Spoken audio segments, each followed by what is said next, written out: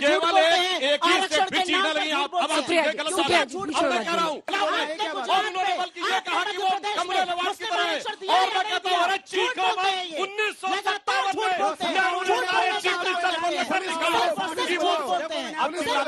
प्रिया जी मोर्चा संभालिए। वो कह रहे कोई कंफ्यूजन नहीं है, 400 पार है, कंफ्यूजन तो उस तरफ है। अलग अलग नंबर्स बता रहे हैं आपके सारे नेता, अपना नहीं बता रहे कांग्रेस कितना लाएगी। जब चुनाव का पहला चरण हुआ था तो मोदी जी चुनावी रैली में जाके कहते थे 400 और फिर पार का नारा लगवाते थे।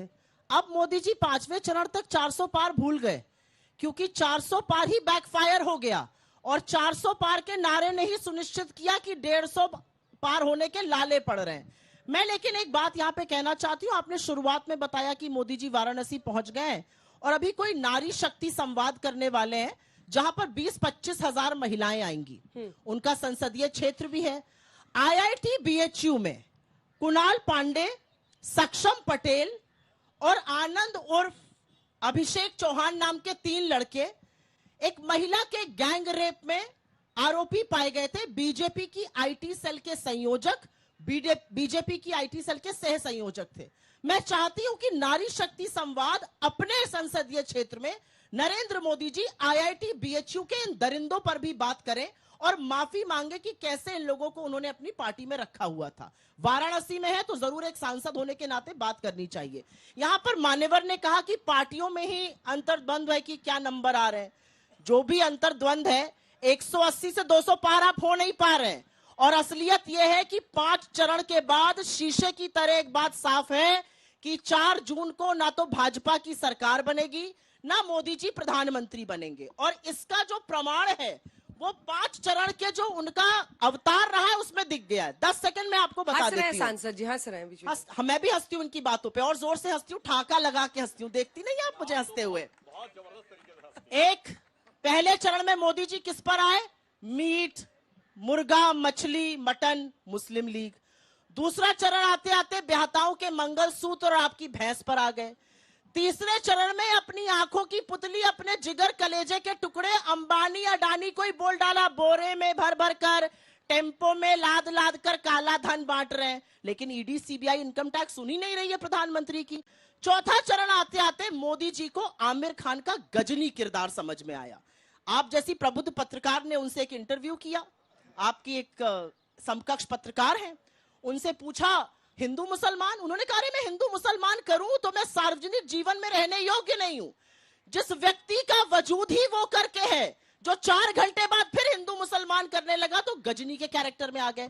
और 5वां चरण आते आते नरेंद्र मोदी जी और उनकी प्रोपेगेंडा मशीनरी उनको महाप्रभु भगवान जगन्नाथ का अनुयायी नहीं, प्रभु को उनका भक्त बताने लगी। जो संबित पात्रा ने कहा वही नरेंद्र मोदी ने एक इंटरव्यू में कहा कि मैं ईश्वर का दूत हूं, मुझ में दैवीय शक्ति है। ये क्या हो गया है भाजपा को? ये कहां का अहंकार है, कहां का घमंड है? और कोई अकेला ये, और मैं यहां पे ये जरूर बोलना चाहती हूं, ये प्रोपेगेंडा कोई अकेला प्रवचन नहीं दिया मिस्टर पात्रा ने। यही बात कहते हैं चंपत राय, ये बात कहते हैं देवेंद्र रावत, ये बात कहते हैं गिरिराज सिंह, ये बात कहती है कंगना रनावत। अरे हो क्या गया है भाजपा को? हमारे आराध्यों को, हमारे इष्टों को इस तरह से अपमानित करने का हक किसने दिया है? और मैं जानना चाहती हूं कि 5वें चरण के आते आते अगर हिंदुओं की आस्था पर प्रहार होगा तो ऐसे व्यक्तियों को आप पार्टी से कब निकालिएगा? यहाँ पर इस देश के युवा, यहाँ पर इस देश का भविष्य बैठा हुआ है। इनके सामने जलेबी बनाने से आपको क्या मिलता है? मैं ये जानना चाहती हूँ। ये पूछ रहे हैं कि 10 साल सत्ता में रहने के बाद आज जब हम चुनाव के मुहाने पर आए हैं, एक बार प्रधानमंत्री मंच से रोजगार की बात नहीं करते हैं, एक बार प्रधानमंत्री अग्निवीर पर माफी नहीं मांगते हैं, एक बार प्रधानमंत्री महंगाई खत्म करने की बात नहीं करते। अरे आप तो ऐसे प्रधानमंत्री बन गए जिन्होंने आटा, दही, पढ़ाई, दवाई सब पर GST लगा दिया। आप तो ऐसे प्रधानमंत्री बन गए जो ब्रजभूषण को शरण देते रहे और उसके बाद महिलाओं के साथ जो हुआ यही हुआ, यही घसीटी गई, यही उनको रौंदा गया। ये मैं पूछना चाहती हूँ। और मैं पूछना चाहती हूँ, आज कोर्ट ने चार्जेस फ्रेम कर दिए ब्रजभूषण सिंह के खिलाफ, आपकी पार्टी ने क्या किया? आपकी पार्टी ने क्यों उनके परिवार को टिकट दिया? देखिए दिक्कत की बात क्या है कि मोदी जी सलमान खान के कैरेक्टर से बड़े प्रभावित हैं, कभी आमिर से, कभी सलमान से। सलमान खान का एक डायलॉग था, जब मैं फैसला कर लेता हूं तो अपनी भी नहीं सुनता। GST का विरोध लिखित में किसने किया था? गुजरात के तत्कालीन मुख्यमंत्री नरेंद्र मोदी ने। अब कौन कहता है मैं जीएसटी लाया? नरेंद्र मोदी। खाद्य सुरक्षा अधिनियम का विरोध किसने किया? लिखित में किया, नरेंद्र मोदी जी ने। अब कौन दिन भर बोलता है 5 किलो राशन? नरेंद्र मोदी जी। आधार का विरोध लिखित में किसने किया? नरेंद्र मोदी जी ने। तो दिक्कत की बात यह है कि जब चुनाव का वक्त आया, देश की जनता जानना चाहती है। 10 साल आपको प्रचंड बहुमत दिया, आपने 10 साल में हमारे लिए क्या किया? अनुराग जी, कितने रोजगार बनाए, कितनी महंगाई कम की? 2014 में नारा था, मंच से बोलते थे मान्यवर, ये देश नहीं बिकने दूंगा। 2024 में बोलते हैं ये भैंस नहीं बिकने दूंगा। सीट कितनी आ रही है? 2024 में नारा है सीट पूछ रहे नहीं बिकने दूंगा। आ रही हूँ, सीट पर आ रही हूँ। जलेबी बड़ी सुनी, हमें भी जलेबी पसंद नहीं, मरती अच्छी लगती है। किसान तो आप इनको सुनाइए ना, किसान की बात नहीं हो रही। 700 किसानों की शहादत मोदी जी की नाक के नीचे हुई, आप हमसे पूछ रहे हैं। किसान को एमएसपी देने का वादा मोदी जी ने किया था, नहीं किया। किसान एमएसपी मांग रहा है, हमने तो लिख दिया है एमएसपी की कानूनी गारंटी देंगे और 16 लाख करोड़ मित्रों का नहीं, किसानों का कर्जा माफ करेंगे। आपने किसान के ऊपर 21 लाख करोड़ का कर्जा चढ़ाया है। आपने इस देश के ऊपर 205 लाख का कर्जा चढ़ाया है। हर व्यक्ति पर लाख रुपए से ज्यादा का कर्जा है। क्या बात करते हैं आप लोग? आप किसान की बात इनसे पूछिए, अपने घटक दल से। किसानों की बात, किसानों की शहादत की बात, और ये जरूर पूछिए कि जिस दिल्ली की राजधानी में, राष्ट्र की राजधानी में हम खड़े, यही तो आना चाहते थे मल्लूक साहब किसान। उन किसानों के लिए सड़कें किसने खुदवा दी? कीले किसने गड़वाई? उनके ऊपर आंसू गैस के बम गोले किसने छोड़े? किसने किसानों को मवाली, आतंकवादी, नक्सली और न जाने क्या क्या कहा? आप उनके गिरेबान में जाकर बैठ गए तो अब आपको नहीं पूछते। पहले आप ऐसे सवाल पूछते थे, तो पूछिए इनसे किसानों की बात क्यों नहीं करते हैं? पूछिए इनसे श्रमिकों की बात क्यों नहीं करते हैं? पूछिए इनसे रोजगार, युवाओं की बात क्यों नहीं करते? हमारा सिंपल कहना है, 30 लाख सरकारी पद खाली पड़े, क्या इन बच्चों को वो पद केंद्र सरकार में मिलने चाहिए? सुधांशु जी, क्यों नहीं अब जवाब पद? दीजिए। जो राष्ट्र के नाम प्रवचन हुआ, असलियत यह है कि आज नरेंद्र मोदी जी की हालत ये हो गई है। बीच में मत बोलिए, आप चुप रहिए, मैं आपके बीच में नहीं बोली थी। अगर मैं अब आपका मैं डाटा की बखिया उधेड़नी शुरू करती हूँ, अब देखिए घड़ी बखिया उधेड़ती हूँ आपकी।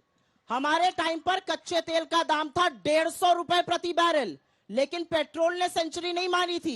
इनके टाइम पर $70 प्रति बैरल, 100 रुपए का पेट्रोल बिक रहा था। क्यों बिक रहा था? एलपीजी हमारे टाइम पर एक तिहाई हो गई आज एलपीजी। 400 का सिलेंडर 1100 पार करा दिया। आगे सुनिए अब आप असलियत। 3 रुपए एक्साइज लेते थे डीजल पर यूपीए की सरकार, 33 रुपए आप ले रहे हैं। 95 पैसा पेट्रोल पर लेते थे, 28 रुपए सेंट्रल गवर्नमेंट ले रही है। आप लोगों की जेब पर लगातार डाका डाल रहे हैं। असलियत यह है, डीरेगुलेशन का मतलब है कच्चे तेल का दाम विदेश में, विश्व बाजार में कम होगा, आपके पेट्रोल और डीजल का दाम घटेगा। लेकिन नहीं घटा। अभी बीच में मत बोलिए, अभी और सुनना बाकी है। प्रधानमंत्री 2014 के पहले कहते थे रुपये और प्रधानमंत्री की प्रतिष्ठा एक दूसरे से जुड़ी हुई है। रुपया जैसे जैसे गिरता है, प्रधानमंत्री की प्रतिष्ठा भी गिरती है। 53 रुपए पर मिला था रुपया इनको जब 2014 में आए थे, 84 पर पहुंचा दिया। लगता है उससे भी शतक लगवाएंगे। ये असलियत है। और एक मिनट, और सारी बात का फलसफा ये है, 10 साल बाद युवा पूछ रहा है 30 लाख सरकारी पद केंद्र सरकार में क्यों खाली हैं? किस बात का वेट कर रहे हैं? क्यों नहीं हमें नौकरी देते हैं? क्यों आप सिर्फ और सिर्फ 1600 करोड़ रुपए अडानी को कमवाते हैं? किसान 27 रुपए रोज के कमा रहा है। और एक और बात, आज ये बच्चे और हम भी आपसे सवाल पूछना चाहते हैं। नरेंद्र मोदी के लिए राहुल गांधी ने कहा नरेंद्र मोदी अडानी अंबानी का नाम नहीं ले सकते। अगली मीटिंग में मजबूर कर दिया नाम लेने के लिए। और इस देश का प्रधानमंत्री मंच से खड़ा होकर कह रहा है बोरे में भर भर कर, टेम्पो में लाद लाद कर अडानी और अंबानी काला धन बांट रहे हैं। कहां है ईडी? कहां है सीबीआई? कहां है इनकम टैक्स? कहां है उनको सांप सूंघ गया? भैया ये बात बताई जाए। आपसे शुरू करते हैं। आप सत्ता पक्ष शुरू करिए, पहले 2 सवाल मुझसे चलिए ठीक है, आप ही पूछ लीजिए, जवाब दे दीजिए। लंबा लंबा बोलिए। अरे आपसे छोटा ही बोलती हूँ। टाइमिंग जब लगाइएगा अंजना जी, थोड़ा सा आपको पक्षपात करती हैं, आपसे कम ही बोलती हूँ। आपसे टाइमिंग लगा के देखिएगा। नहीं, वो सत्ता के साथ थोड़ा यहाँ पर एक सवाल पूछा गया था, मुझे लगता है आपका फैक्ट चेक ऑन एयर ही हो गया। मृत्युंजय भाई थोड़ा सा पढ़िएगा। पुलिस जो है वो दिल्ली की पुलिस गृह मंत्री अमित शाह को रिपोर्ट करती है। जस्ट फॉर योर नॉलेज, आपको ये पता होना चाहिए। कोई बात नहीं, कई बारी चीजें नहीं पता होती, आगे के लिए जानकारी रखिएगा। दिल्ली पुलिस अमित शाह की दिल्ली पुलिस है, याद रखिएगा। यहां पर एक सवाल पूछा गया, आरक्षण क्यों दिया जा रहा है? मुझे नहीं पता वो कहां गए जिन्होंने पूछा था। इस देश की 85-90% आबादी दलित, पिछड़े आदिवासी हैं, लेकिन उनका रिप्रेजेंटेशन समाज में बहुत कम है। 90 गवर्नमेंट ऑफ इंडिया सेक्रेटरीज में से 3 हैं, दे दो। आईआईटी में 4% लोग पिछड़े वर्ग से आते हैं, आईआईएम में 5% लोग पिछड़े वर्ग से आते हैं। तो मैं आपसे पूछना चाहती हूं, क्या पिछड़े, गरीब, सामान्य वर्ग के भी उनके लिए नीति निर्माण नहीं होना चाहिए? क्या हाशिए पे पड़े लोगों को हाशिए पर ही छोड़ देना चाहिए? और क्योंकि आपने ये सवाल मुझसे पूछा, ये काउंटर सवाल मैं बीजेपी से पूछती हूँ, क्या ये आरक्षण के खिलाफ है या उसके पक्ष में है? हाँ या ना बुलवा लीजिए। ठीक है। झूठ बोलते हैं, एक ही आरक्षण स्टेप के नाम पीछे पर लगी झूठ आप। बोलते हैं। सुप्रिया जी, क्योंकि सुप्रिया आप जी, झूठ बीच में बोल मैं रहे कह रहा हैं। हूं, और उन्होंने बल्कि ये कहा कि वो कमरे नवाज की तरह है। और मैं कहता हूं, अरे चीखो मत।